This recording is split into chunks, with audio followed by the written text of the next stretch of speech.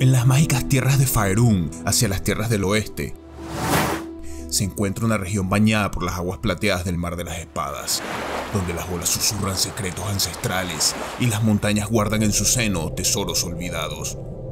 Esa región es conocida como la Costa de la Espada. Más o menos, la región está delimitada así: hacia el norte, el espinazo del mundo, la imponente cordillera al noroeste de Faerûn, que divide el Valle del Viento Helado del norte de la Costa de la Espada, en su zona occidental. En toda la franja oeste se encuentra la ciudad de Puerta de Baldur, las naciones de Am, Dezir y Kalinshamn, la región de tierras centrales occidentales y la fortaleza élfica de Veraska. Estas regiones forman parte del escenario de la serie de juegos de ordenador Baldur's Gate. Todavía más al oeste, en el vasto océano llamado Mar Impenetrable, se localizan una multitud de islas, colectivamente llamadas las Islas Nelander. Entre ellos se encuentran los reinos isleños de Nimbral, las Islas Shae de la Luna y la isla anómica de Lantam. Con la excepción de las llanuras brillantes, las tierras interiores de Faerûn discurren a lo largo de la línea costera irregular de la parte occidental del Mar de las Estrellas Fugaces. En el brazo norte, Dragonmere se extiende hacia el oeste, terminando cerca de las tierras centrales occidentales. Hacia el sur, el estrecho de Billom forma un segundo brazo que conduce hacia el suroeste. Las áreas importantes dentro de esta región son Chondak, Cormyr, la Costa del Dragón, Lonsdeath, las Islas Pirata, Sembia, Sespec, Turmish y las Llanuras Brillantes.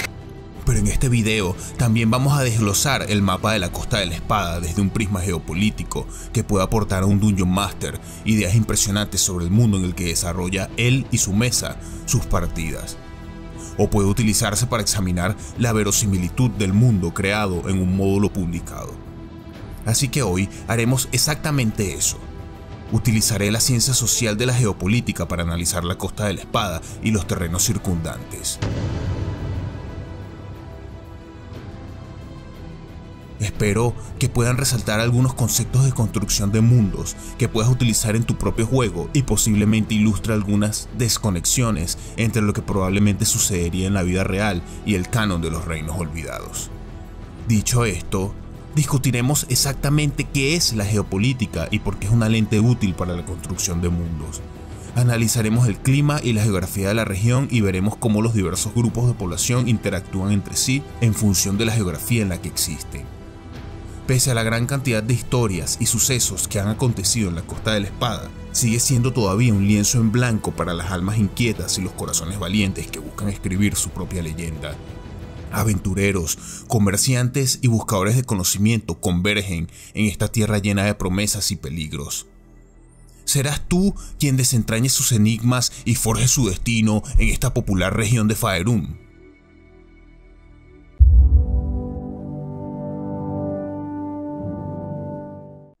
Empecemos por su geografía.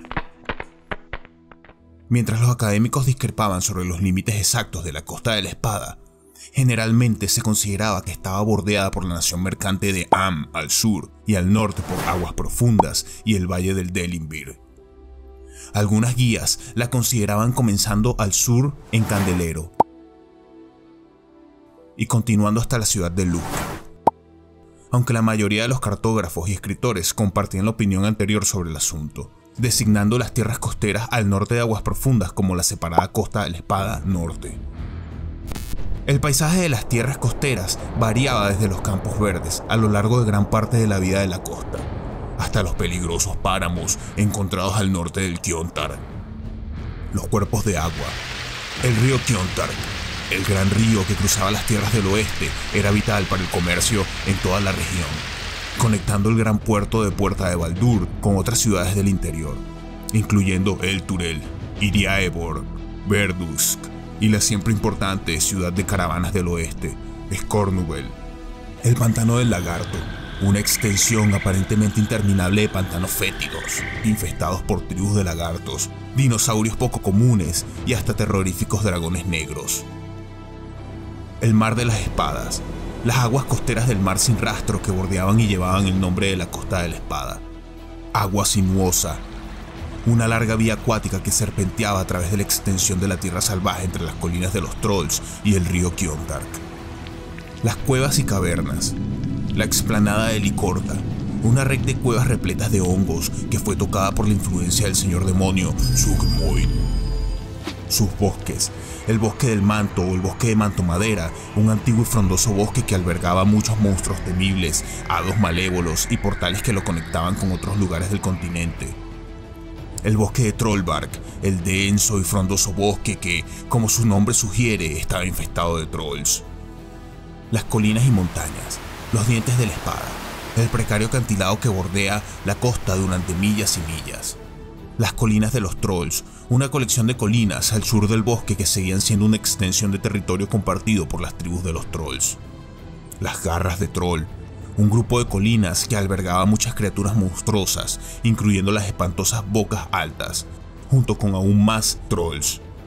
Las colinas salvajes, la extensión de tierra baldía al sur de Daggerford. Flora y fauna. Dado que gran parte de la tierra costera seguía siendo una naturaleza relativamente virgen, era rica en juego. Conejos y aves, incluyendo urogallos, abutardas y palomas bravías que se podían cazar en abundancia. Clima, geografía y geopolítica. Sin agua no es posible la vida, y sin vida no hay sociedad. Entonces, aclaremos el primer recurso, agua dulce. La región de la Costa de la Espada parece ser principalmente templada en clima, con una plataforma de hielo o un glaciar masivo al norte. Los glaciares, creados por constantes nevadas en altas elevaciones, se desplazan lentamente hacia elevaciones más bajas debido a su inmenso peso y presión. Como resultado, se esperaría ver canales tallados en áreas montañosas debajo de la plataforma de hielo. Las tierras bajas entre estas cadenas montañosas deberían estar salpicadas de grandes rocas y afloramientos, debido a que el glaciar arrastra escombros de montañas con él a medida que se mueve y deposita esos escombros a elevaciones más bajas. Más alejado de las estribaciones, es más probable que se encuentren llanuras inundables o pantanos.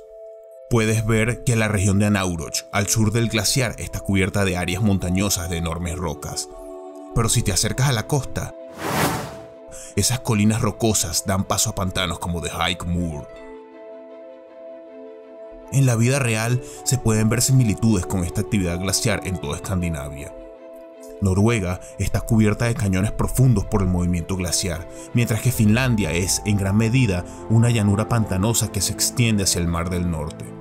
Todo esto se debe a la actividad glaciar que ocurrió durante la era glacial.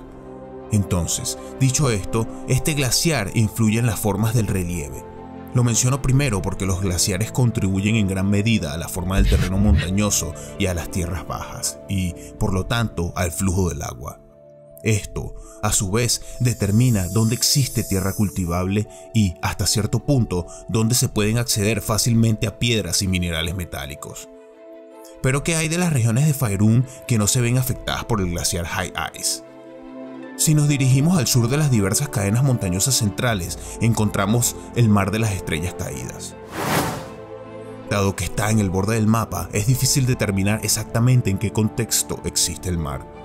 Pero según los bosques que crecen contra las laderas del sur de estas montañas, podemos asumir que hay una brisa marina húmeda que transporta vapor de agua desde el mar y lo lleva hacia las laderas.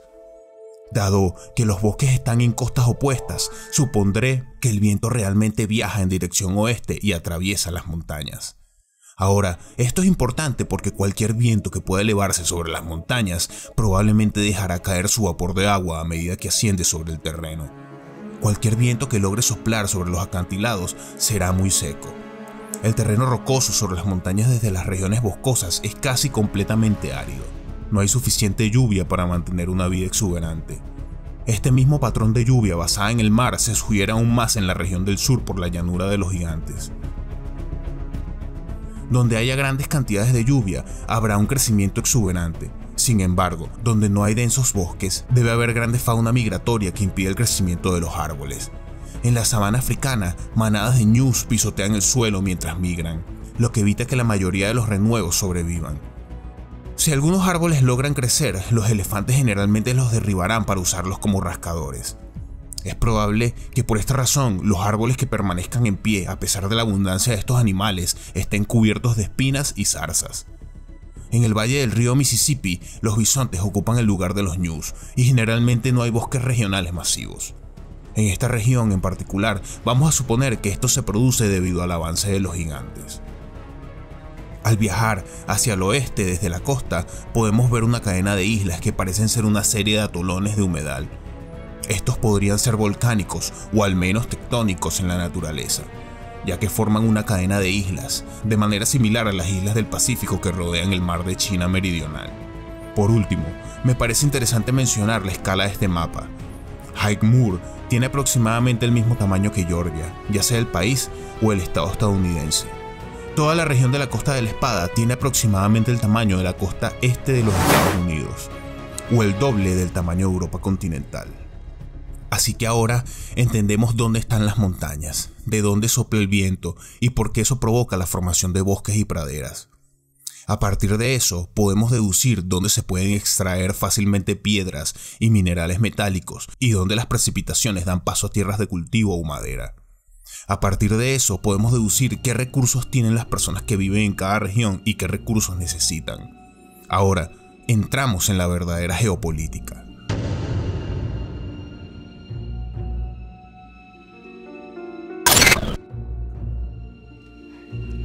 Geopolítica de la Costa de la Espada. Todo el mundo tiene necesidades. Comencemos por mirar a Puerta de Baldur, que es la ciudad ubicada en la desembocadura de un gran río. Esta era una práctica común si no había un puerto seguro y el río era lo suficientemente ancho para permitir que grandes barcos lo recorrieran. El propio río se convertiría en el puerto.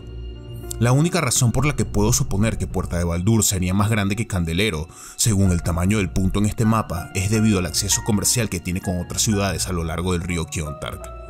Candelero no tiene esta ventaja, a pesar de tener un puerto natural más seguro. La costa alrededor de Puerta de Baldur parece estar formada por acantilados verticales, lo que indica que probablemente haya acceso a piedra caliza en la región. El bosque de mantomadera proporciona más que suficiente madera para la construcción, por lo que Puerta de Baldur solo tiene un problema: la seguridad. Exponiéndose en casi todas las direcciones, tendría que esforzarse por proyectar cualquier autoridad. La geografía de este tipo es la razón por la que Polonia moderna ha sido una de las regiones más devastadas por la guerra a lo largo de la historia. Las extensas llanuras hacen que sea muy difícil defenderse. Los suecos, alemanes, rusos, lituanos, mongoles e incluso los franceses, todos han arrasado a través del terreno plano y herboso de Polonia en repetidas ocasiones. En Puerta de Baldur, la situación empeora más que simplemente la seguridad terrestre.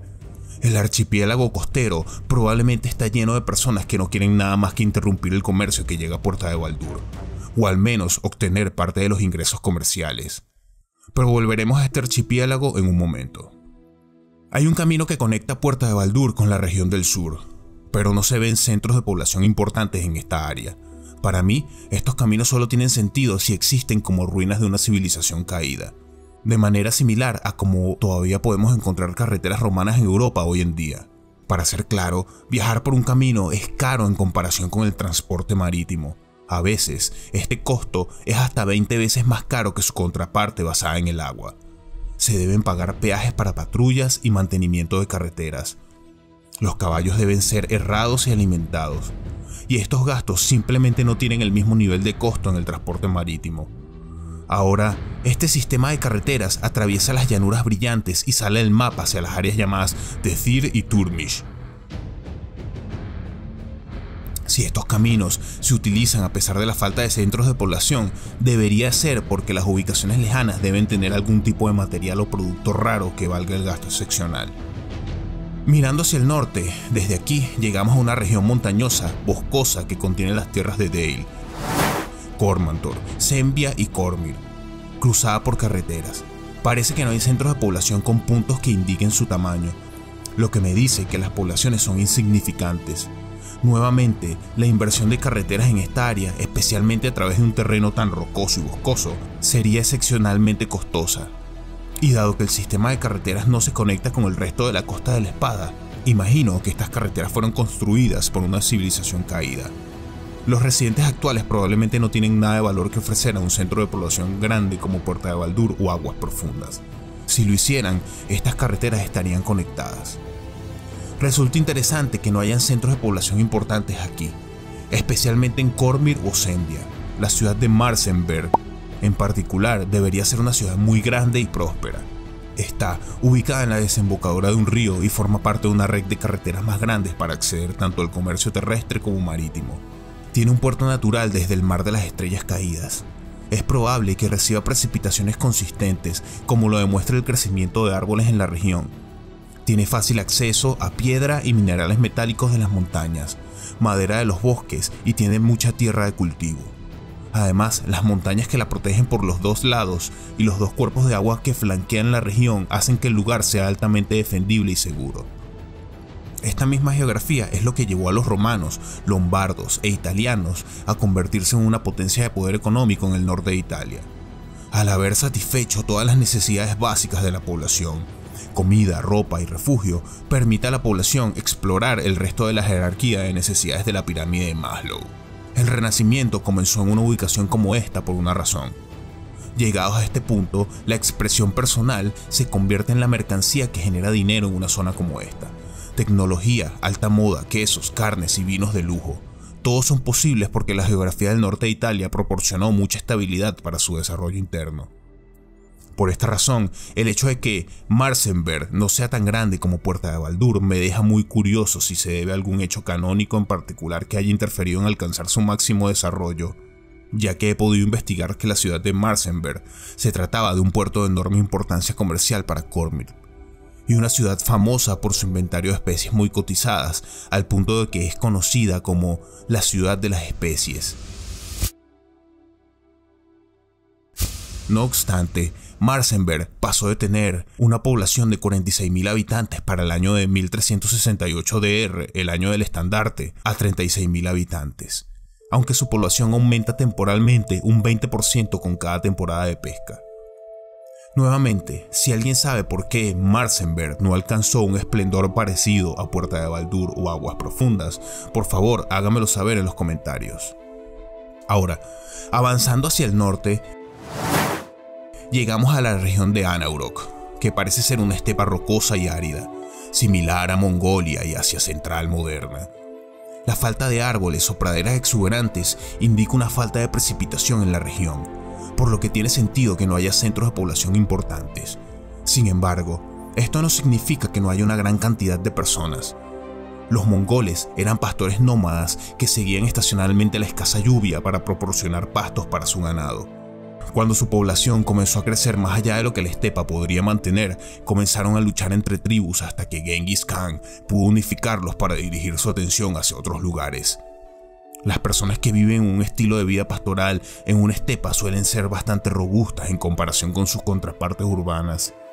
Un sentido cultural de movilidad y resistencia siempre hará que las personas de regiones como estas sean guerreros formidables. Algunas de las amenazas más aterradoras para la Europa civilizada provinieron de jinetes que vinieron de Asia Central, cuando sus poblaciones se volvieron demasiado pesadas para que su paisaje árido las soportara.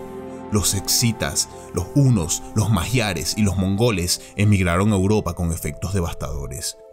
Así que hace sentido que la región de praderas que limita con la estepa se llame Campos de los Muertos, como si pudiera indicar luchas anteriores con estas personas. El sistema de ríos metropolitanos más grande, agrupado alrededor de Puerta de Baldur, corre un alto riesgo de ataques desde esta región, y la invasión probablemente ocurriría a intervalos regulares. Continuando hacia el norte, llegamos a la región donde se ubica la famosa ciudad de Nunca Invierna, o Neverwinter. Colinas onduladas y bosques se encuentran junto a la costa, y montañas dispersas existen en toda la región. Las ciudades de Luskan, Nunca Invierna, Thornhold, Aguas Profundas y Daggerford están todas en o cerca de la desembocadura de un delta de un río y tienen acceso a piedra o madera para la construcción. Las colinas, montañas y bosques dispersos hacen que esta región costera sea bastante segura contra ataques terrestres, a diferencia de Puerta de Baldur. Sin embargo, todavía tienen una gran debilidad. Todas estas ciudades son fácilmente cercadas por la actividad naval que proviene del archipiélago costero. Como resultado, estas carreteras son realmente creíbles. Perder de vista una línea de costa o salir de la distancia visual de una ciudad probablemente resultaría en ataques de piratas, corsarios o incluso políticas comerciales extranjeras que interfirieran con la economía local. Con Nunca Invierno discutido, podemos centrarnos en el archipiélago. Estas islas costeras son muy similares a la primera cadena de islas que rodea el mar de China meridional. Esas naciones de Singapur, Malasia, Indonesia, Filipinas, Taiwán y Japón crean una zona de amortiguamiento que impide que China proyecte poder en el Pacífico y el Océano Índico. Una nota aquí: China nunca ha tenido una presencia naval fuerte, y estas ciudades-estados insulares han sido históricamente mucho más ricas que la China continental. En el peor de los casos, las islas dispares podrían tener intereses políticos segmentados que causen fricción entre sí. Si ese es el caso, las poblaciones insulares no podrían causar muchas más perturbaciones que la piratería. Pero si estas personas dispares están políticamente alineadas de alguna manera, su capacidad para proyectar autoridad naval y llevar a cabo la recaudación de impuestos por vía marítima sería incomparable con las poblaciones continentales. Las personas de Caer Corwell, en la isla de Gwynedd, tienen un gran acceso a madera y pueden construir barcos sin ningún riesgo de que sus astilleros sean atacados en tierra. Por último, si hay una potencia continental que tiene magia o tecnología que supere con creces lo que tienen las personas de las islas, rápidamente convertirían estas poblaciones en estados clientes o ejercerían un control directo sobre ellos. Quien tenga dominio sobre estas islas tendrá dominio sobre la Costa de la Espada. Como ejemplo, mira la postura beligerante de China hacia Taiwán. Sus amenazas, aunque aterradoras, son en su mayoría inválidas. Controlar Taiwán requeriría un asalto anfibio a la isla, algo que cualquier ataque coordinado de cohetes de las naciones de las primeras islas prohibiría. Para ser claro, China solo puede comerciar en aguas internacionales porque la Armada de los Estados Unidos y sus aliados isleños lo permiten. De manera similar, Puerta de Baldur ganaría mucho espacio necesario si no tuviera que preocuparse por piratas, corsarios o incluso políticas comerciales extranjeras que interfirieran con su economía local. Entonces, ¿qué opinas? ¿Hay criaturas fantásticas o ubicaciones mágicas que alteren los hipotéticos escenarios que he presentado? ¿Cuáles son las inconsistencias con esta visión geopolítica y el canon real de la región de la Costa de la Espada? Finalmente, espero que al desglosar Faerûn puedas empezar a aplicar estos conceptos como herramientas de construcción de mundos para una configuración de campaña que estés diseñando. Con suerte, ahora tienes una mejor comprensión de cómo se desarrollan las poblaciones y qué necesidades tienen para sentirse seguras y productivas. Pero ahora vamos a ver un poco de la historia de la Costa de la Espada. Historia.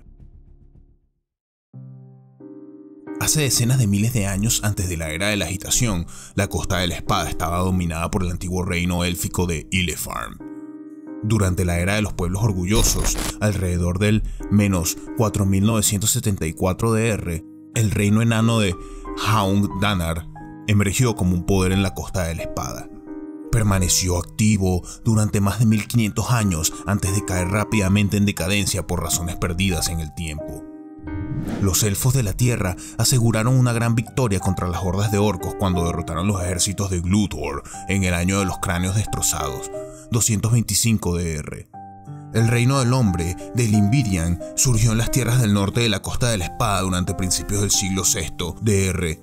Duró casi 200 años hasta el año del Cuerno del Tritón, 697 DR, cuando estallaron disturbios en las ciudades, lo que llevó posteriormente al martirio de la sacerdotisa Sharran la Londra y al asesinato del rey David. La disolución del reino llevó a la formación de numerosos reinos menores y la fundación de nuevas ciudades y asentamientos. Una devastadora plaga se propagó por toda la Costa de la Espada en el año del azote, 1150 DR. La adoración a Talona se disparó tras el desastre. Siglo XIV. El pueblo de la Espada sufrió años de conflictos durante el comienzo de la Era de la Agitación. La primera guerra de Dragonspear estalló en el año del gusano, 1356 DR, y vio a los ejércitos de Aguas Profundas y Puerta de Baldur luchando contra fuerzas goblinoides e infernales que brotaban de un portal bajo el castillo de Dragonspear. Curiosamente, este conflicto provocó un aumento en la población Tiefling en la región. La segunda guerra de Dragonspear estalló apenas 7 años después, tras la catástrofe en todos los reinos del año del problema. Las batallas de este conflicto eclipsaron con creces a las primeras. llamando a las armas a una colisión de enanos unidos, elfos y soldados de Daggerford, junto con fuerzas de aguas profundas, algunos de los cuales lucharon en el primer conflicto de Dragonspear. Durante 2 años, la gente de la Costa de la Espada se vio obligada a defenderse de las fuerzas de los 9 infiernos en batallas en toda su tierra e incluso a las puertas de sus ciudades. Sin embargo, las pérdidas fueron mucho mayores que antes. Muchas personas de la costa sufrieron grandes pérdidas y el trauma colectivo afectó a muchos. Mientras que la Costa de la Espada disfrutó de un breve respiro durante unos años, la amenaza constante de la guerra surgió de nuevo en el año del estandarte, 1368 DR. La organización, conocida como el Trono de Hierro, manipuló la disponibilidad y calidad del hierro. Mientras contrataba bandidos para emboscar cualquier caravana que llevara hierro o envíos de armas en una serie de eventos que llegaron a conocerse como la Crisis del Hierro. Estos eventos se revelaron como parte de las maquinaciones políticas del carismático líder del Trono de Hierro, Sarevok Ankef, y se detuvieron antes de que terminara el año. Antes de que terminara el año, la guerra y el caos finalmente estallaron por tercera vez en menos de una década y media.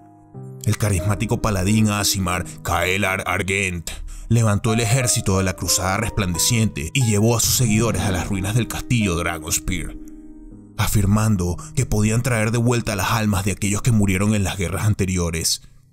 Los transeúntes inocentes huyeron de pequeños pueblos y tierras de cultivo a lo largo del camino de conquista de la cruzada y buscaron refugio en ciudades y fortificaciones cercanas.